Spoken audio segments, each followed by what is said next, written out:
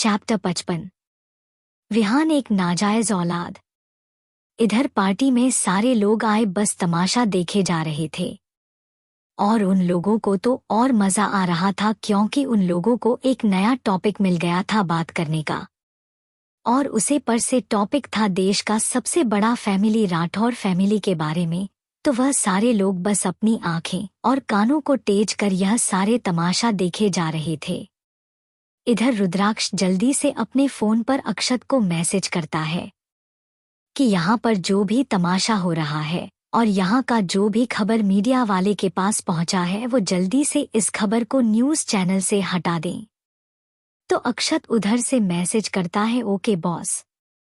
उसके बाद रुद्राक्ष अपने फोन पर किसी और का मैसेज करता है और मैसेज करते ही अमन उसके पास आते हुए बोला, यस बॉस, मेरे लिए क्या काम है? तो रुद्राक्ष अपने कोल्ड वॉइस में बस इतना ही बोला, सब कुछ क्लियर करो। तो अमन उसके बात को समझते हुए बोला ओके बॉस। और फिर वह स्टेज पर जाकर माइक अपने हाथ में लेते हुए बोला, hello everyone, thank you for coming today party. I hope you will enjoy this party. आशा करता हूँ कि आप सभी को पार्टी पसंद आया होगा। सो अब मैं आप लोगों का ज्यादा टाइम वेस्ट नहीं करूंगा क्योंकि मैं यह भी जानता हूं कि आप लोगों के पास टाइम नहीं है, फिर भी हमारे पार्टी के लिए आपने टाइम निकाल कर यहाँ पर आया, जिसके लिए दिल से धन्यवाद। और आप लोग अब यहाँ से जा सकते हैं। उसके बाद अमन अपने गार्ड की ओर इशारा करता है, जिसे समझकर बहुत सारे गार्ड्स जो कि राठौर और खुराना के थे वह आए और पार्टी में से सारे आदमियों और औरतों को बाहर निकलने लगे। वो बॉडीगार्ड्स सारे लोगों को बड़े ही रिस्पेक्ट के साथ बाहर निकाल रहे थे क्योंकि वह जानते थे कि वह आज जो भी करेंगे वह हर जगह आग की तरह फैलेगा और उस पर से अगर वह लोग बदतमीजी से बाहर निकालेंगे तो उनका बिजनेस पर भी असर पड़ेगा और उनका नाम जो कि देश में सबसे बड़ा था राठौर और खुराना वह भी बदनाम होगा। इधर अनीता जी गुस्से में बोली, कशिश, तुमने मुझे मारा, मुझे यानी कि अनीता राठौर को। तभी वहां पर आदित्य की आवाज गूंजता है जो बोल रहा था कि इसके आगे की बात हम मेंशन में करेंगे। तभी अभिषेक जी अपने तेज आवाज में बोले, जब बात यहीं पर शुरू हुई है तो यहीं पर खत्म होगा। तो आदित्य बोला, जरा अपने चारों तरफ नजर घुमाइए, यहाँ पर जो भी हो रहा है वह हमारे लिए बिल्कुल सही नहीं होगा। फिर भी अभिषेक जी गुस्से की आग में आदित्य की कोई बात नहीं सुन रहे थे और वह गुस्से में अभी कुछ करने ही वाले थे। तभी वहां पर रुद्राक्ष अपने डोमिनेटिंग वॉइस में बोला, 2 मिनट के अंदर सारे लोग कार में बैठिए, हम अभी राठौर मेंशन के लिए निकल रहे हैं। और यह बोलकर वहां से चला गया। वही रुद्राक्ष को ऐसा बोलते ही सारा फैमिली वहां से निकलकर कार में जाकर बैठने लगा क्योंकि उन सारे लोगों में यह हिम्मत नहीं थी कि वह रुद्राक्ष खुराना के गुस्से को बर्दाश्त कर पाए। आधे घंटे बाद राठौर मेंशन। सारे लोग अभी राठौर मेंशन के लिविंग हॉल में खड़े थे। अभी वहां पर अव्यांशी के चाचा को भी बुला लिया गया था जो कि किसी और ने नहीं, सोनम ने बुलाया था ताकि वो लोग उसके मॉम डैड यानी कि अभिषेक जी और अनीता जी को सपोर्ट कर सके। और वहां पर खुराना दादा और खुराना दादी भी आ चुके थे। तभी कशिश जी अपने तेज आवाज में बोली, पापा आप पूछिए भैया भाभी से उन लोगों ने क्यों कहा कि बिहान उनका बेटा नहीं है। और उसे पर से उन लोगों ने यह भी कहा कि कबीर अव्यांशी का चचेरा भाई है, जबकि वह तो हमेशा से ही अव्यांशी को अपनी बहन मानता है। तभी अभिषेक जी बोले, तुम हमारे फैमिली के बीच में क्यों बोल रही हो? अरे पहले तो खुद तो शादी की बात यहीं बैठ गई हो और अब हमें सुनाई जा रही हो। वहीं अभिषेक जी के मुंह से ऐसा बात सुनते हैं सारे घर वाले शॉक हो गए और कशिश जी वहीं पर नीचे बैठ गई। तभी बिहान कशिश जी को उठाते हुए वीरेंद्र दादाजी के पास जाकर शांति से बोला, दादा मैं आपसे एक बात पूछूं? वही वीरेंद्र दादाजी से तो कुछ कहा ही नहीं जा रहा था क्योंकि वह जानते थे कि विहान उससे क्या पूछने वाला है। तो दादी बोली, यह भी कोई पूछने वाली बात है विहान, बोलो क्या पूछना है। तो बिहान बोला, क्या डैड और मॉम मेरे पेरेंट्स नहीं है? वही बिहान के मुंह से ऐसा सुनने के बाद भी वीरेंद्र दादाजी और दादी कुछ नहीं बोले। तो इस बार बिहान थोड़ी ऊंची आवाज में बोला, बोलिए ना दादाजी। तो दादाजी अपने लड़खड़ते आवाज में बोले, हाँ तुम अभिषेक के बेटे नहीं हो। तभी अभिषेक जी बीच में आते हुए बोले, मैंने कहा था ना तुमसे बिहान कि तुम मेरे बेटे नहीं हो। अब सुन लिया ना डैड के मुंह से भी, अब तो तुम्हें संतुष्टि हो गई होगी कि तुम मेरे बेटे नहीं हो। तभी रुद्राक्ष की चाची ताली बजाते हुए बोली, वाह रे वाह, यहाँ पर क्या हो रहा है? अरे हमें तो सिर्फ यही पता था कि अभिषेक जी ने सिर्फ सोनम को अडॉप्ट किया है, लेकिन यहाँ तो विहान ही उनका खून नहीं है। लेकिन हमें भी तो जानना है कि आखिर बिहान के रियल पेरेंट्स कौन है और उसके अंदर किस खानदान का खून है। वहीं उनकी बात सुनकर वीरेंद्र दादाजी के छोटी बहू श्रुति बोली, हाँ हमें भी जानना है कि बिहान किसका बेटा है। वहीं उनको ऐसा बोलता देख अब सबकी नजरें वीरेंद्र दादाजी और अभिषेक जी पर चली गई, लेकिन उन दोनों में से किसी ने भी कुछ नहीं बोला। तभी वहां पर कुणाल जी और श्रुति जी का बेटा विवान दौड़ते हुए आया और फोन को श्रुति जी के हाथों में देते हुए बोला, मॉम ये देखिए यह क्या बोल रहे हैं मीडिया वाले। तो श्रुति जी मोबाइल को लेकर वीडियो को ऑन करती है जिस पर मीडिया वाले बोल रहे थे, आज का ब्रेकिंग न्यूज। आज तक जिस खानदान के बारे में सारे लोग तारीफ करते नहीं थकते कि वह रहा राठौर खानदान, जिनके सारे फैमिली मेंबर के अंदर एक अलग खून है जो कि साथ में रहते हैं, हर सुख दुख में साथ देते हैं। लेकिन ऐसा क्या हुआ पार्टी में कि अभिषेक राठौर ने अपने ही खुद की बेटी अव्यांशी राठौर पर हाथ उठाया और अपने बेटे बिहान राठौर को खुद के औलाद मानने से मना कर दिया। और वैसे भी खबरें पहले से ही यह है कि बिहान राठौर वीरेंद्र राठौर के बड़े बेटे गौतम राठौर के बेटे हैं। लेकिन हर बार राठौर फैमिली यही कहता है कि विहान राठौर अभिषेक राठौर का बेटा है। तो आखिर कौन है विहान राठौर का बाप? और क्यों राठौर फैमिली ने बिहान राठौर को अपना बेटा माना जबकि उनके पास पहले से ही कितने सारे बेटे थे? क्या बिहान राठौर एक नाजायज बेटा है राठौर के, इसलिए विहान राठौर को राठौर सरनेम यूज करने को दिया गया है? और इन सारे सवालों को जवाब सुनने के लिए सुनते रहिए हमारे न्यूज चैनल। वही नाजायज शब्द सुनकर पूरा लोग शॉक हो गया था। चैप्टर 56। विहान ने किया सुसाइड करने की कोशिश। तभी सिया जी बोली, यह क्या बोल रहे हैं मीडिया वाले? इधर यह न्यूज सुनते हैं रुद्राक्ष की आंखों में गुस्सा उतरने लगता है और वह घूर कर अमन को देखता है। तो अमन समझ जाता है कि उसके बॉस किस बात पर गुस्सा है, तो वह जल्दी से फोन निकालकर अक्षत के पास कॉल करता है और पूछता है कि तुमने पार्टी वाले तमाशे की न्यूज नहीं हटाई? तो अक्षत बोला, हाँ मैंने न्यूज तो हटा दी है, लेकिन लोकल चैनल वाले को हम रोक नहीं पा रहे हैं, उसके लिए हमें टाइम लगेगा, क्योंकि लोकल चैनल वाले बहुत लोग हैं। तो अमन फोन कट करके रुद्राक्ष के फोन पर मैसेज करता है। तो रुद्राक्ष अपने फोन पर मैसेज देख वह आंखों ही आंखों अमन को बोलता है, इसकी सजा तुम दोनों को मिलेगी और जितना जल्दी हो सके यह मैटर को रफा दफा करो। वही अमन भी रुद्राक्ष की आंखों के इशारों समझ जाता है और उसके अंदर एक अनजाना सा खौफ दिखाई देने लगा। इधर सिया जी फिर से बोली, बोलो ना, यह न्यूज वाले क्या दिखा रहे हैं कि विहान राठौर एक नाजायज खून है? क्या यह सच है? फिर भी कोई कुछ नहीं बोलता। तभी हर्षित दादाजी बोले, यह क्या बात बोल रही हो सिया बहू, तुम तो जानती ही हो कि बिहान बचपन से ही राठौर फैमिली में पला भरा है। तो इस बार नेहा आगे आते हुए बोली, दादाजी यहाँ पर बात यह नहीं है कि बिहान कहाँ पला भरा हुआ है, अभी बात यह है कि विहान एक नाजायज खून है। और यह तो आप जानते ही हैं कि हमारे खानदान में नाजायज औलाद का क्या दर्जा होता है। तभी वहां पर अव्यांशी की जोर से आवाज पड़ती है, जो बोल रही थी, यह क्या बार बार आप लोग बिहान भाई को नाजायज नाजायज बोल रहे हैं? वह कोई नाजायज नहीं, वह मेरे भाई हैं।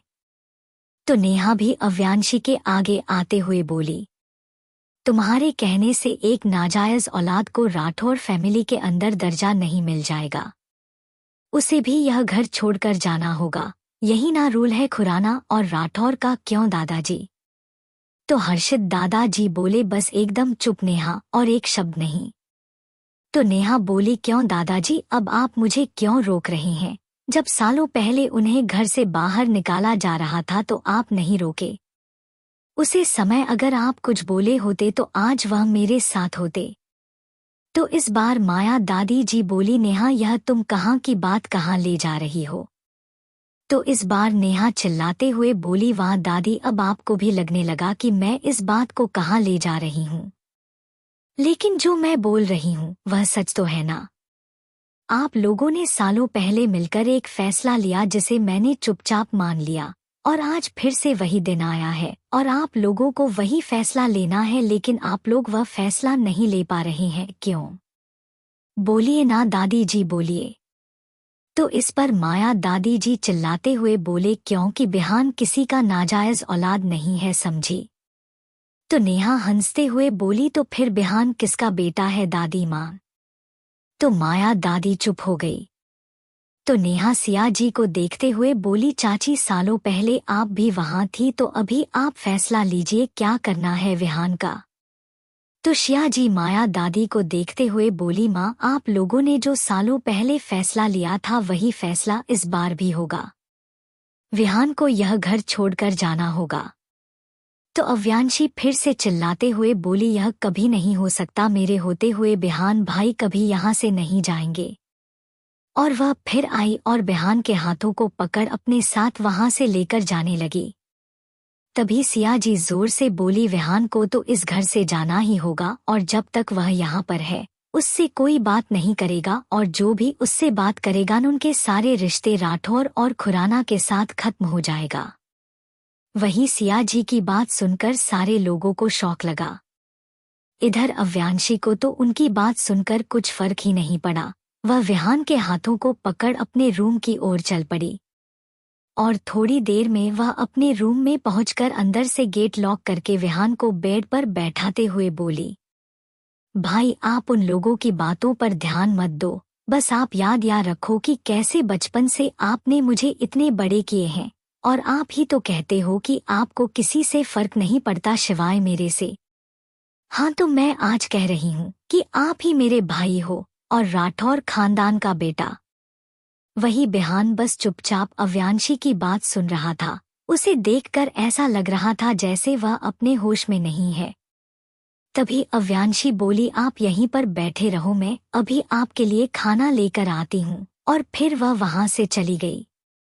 थोड़ी भी देर बाद जब वह अपने हाथों में खाने के प्लेट लेकर अपने रूम में आई तो वह शॉक हो गई, क्योंकि विहान वहां पर नहीं था। तो अव्यांशी जल्दी से प्लेट बेड पर रखते हुए पूरे रूम में ढूंढती है और बोलती है, विहान भाई कहाँ हो आप? लेकिन उसे विहान की आवाज नहीं सुनाई देती, तो वह जल्दी से बाहर निकलती है और पूरे घर में ढूंढने लगती है। अभी वह पूरे मेंशन में ढूंढ ही रही थी, तभी उसके दिमाग में कुछ क्लिक हुआ और वह जल्दी से अपने मेंशन के छत पर गई। तो देखा कि बिहान रेलिंग पर खड़ा होकर सुसाइड करने वाला था। तो अव्यांशी चिल्लाते हुए बोली, भाई वहीं पर रुक जाओ, आपको मेरी कसम। तो बिहान एक बार अव्यांशी की ओर देखता है, लेकिन फिर से वह अपने पैरों को आगे बढ़ाने लगता है। तो इस बार अव्यांशी फिर से चिल्लाते हुए बोली, आपको बिल्कुल मेरी फिक्र नहीं है जो आप सुसाइड करने जा रहे हो। आप जानते हो ना मिस्टर राठौर और मैसेज राठौर मुझे पसंद नहीं करते, फिर भी आप सुसाइड करने जा रहे हो। आप बहुत बुरे हो भाई, बहुत बुरे। वही अव्यांशी की बात सुनकर बिहान के आंखों में आंसू आ गए और वह अपनी आंसू पोंछते हुए बोला, बच्चा आपको संभालने के लिए कबीर भाई और विराज भाई है ना, वह आपको कुछ नहीं होने देंगे। लेकिन मुझे इस दुनिया से जाना होगा, क्योंकि मेरे वजह से राठौर फैमिली का नाम डूब जाएगा जो मैं नहीं देख सकता। तो अव्यांशी की भी आंखें नम हो गई और बोली, ठीक है भाई, आपको मरना है ना तो मारिए, करिए सुसाइड, लेकिन आपके साथ मैं भी सुसाइड करूंगी। और जाकर वह भी रेलिंग पर खड़ी हो गई। वही विहान अव्यांशी को रेलिंग पर खड़ा होता देख उसके आंखों से आंसू पानी की तरह झड़ने लगा और वह अपनी लड़खड़ाते हुए आवाज में बोला, नहीं बच्चा, तुम ऐसा कुछ नहीं करोगी, उतरो वहां से। लेकिन अव्यांशी ने उसकी कोई बात नहीं सुनी और वह अपने दोनों हाथों को फैलाकर बोली, मैं नहीं उतरने वाले, आपको जो करना है। तो विहान फिर से रोते हुए बोला, नहीं बच्चा, प्लीज प्लीज उतर जाओ। लेकिन अव्यांशी उसकी बात को अनसुना करते हुए बोली, बस विहान भाई, मैं 10 गिनूंगी और उसके बाद गिर जाऊंगी। फिर उसके बाद आप भी सुसाइड कर लेना और हम दोनों स्वर्ग में जाकर आराम से ऐसो आराम की जिंदगी जिएंगे। इतना कहकर वह अपने आंखों को बंद करके काउंटिंग करने लगी। 10, 9 एंड। इधर सारा तमाशा खत्म होने के बाद वीरेंद्र दादा, हर्षित दादा, सिया दादी और माया दादी वीरेंद्र दादाजी के स्टडी रूम में बैठे हुए थे। तभी हर्षित दादाजी गुस्से में अपने चेयर से खड़े होते हुए बोले, मैंने पहले ही कहा था कि उस अभिषेक पर हमें भरोसा नहीं करना चाहिए था, लेकिन नहीं, आप लोगों ने तो मेरी बात सुन ही नहीं। तो वीरेंद्र दादाजी बोले, अरे हम कर भी क्या सकते थे, उसे वक्त अभिषेक ने जो हमसे मांगा था, अगर हम वह नहीं देते तो वह खुद की जान ले लेता। तो इस बात पर सिया दादी बोली, छोड़ दिया होता उसे वक्त उसे करने के लिए तो आज यह दिन नहीं देखना पड़ता। आज हमारे पोते को कोई नाजायज नहीं बोलता। आज हमारे विहान को कोई नाजायज नहीं बोलता। चैप्टर 57। एलेक्सा ग्रुप का फॉर्मेशन। कबीर का रूम। कबीर इन सारे तमाशे के बाद अपने रूम में आकर पेट के बल बेड पर लेट गया। लेकिन उसे रह रहकर बिहार राठौर का नाजायज वाला बात याद आ रहा था। उस पर से यह भी बात कि कैसे अनीता जी ने उसे चचेरा भाई कहा था अव्यांशी का, जबकि वह तो हमेशा से ही अव्यांशी को अपने खुद की बहन मानता आ रहा था। लेकिन आज उसे समझ में आया कि उसके चाचा और चाची उसके बारे में क्या सोचते हैं। इसलिए वह अपना फोन उठाया और किसी को कॉल लगाकर बोला, पता करो कि सोनम राठौर के रियल पेरेंट्स कौन है और किसकी बेटी है, किस खानदान का खून उसमें है।